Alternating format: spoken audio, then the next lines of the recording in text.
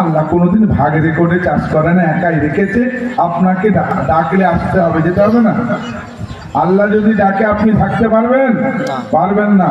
তো আল্লাহ বলে আমি রেখেছি, তুমি আছো, আমি ডাকলে আসতে হবে, পাঠালে যেতে হবে, যতটা খাওয়াবো ততটা খেতে হবে, যেমন চালাবো চলতে হবে।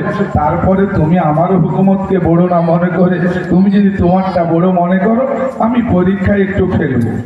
পরীক্ষাটা কেমন হবে?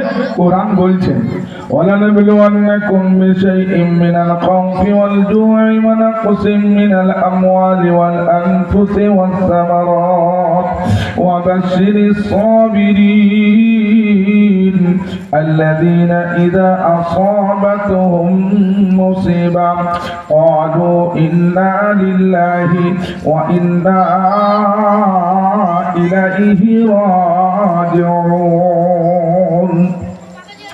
আল্লাহ তাআলা বলছেন, গোলাম আমি পরীক্ষা নেব, তারপরে তোমাকে আমি অবশ্যই তারাফি দেব, প্রমোশন দেব।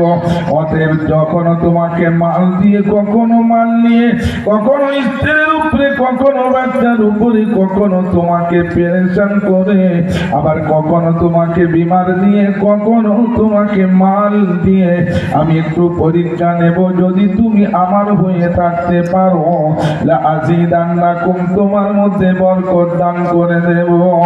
আর ওই পরীক্ষার সময় যদি তুমি আল্লাহর দিকে ধাবিত হয়ে মনকে একত্রিত করে আল্লাহ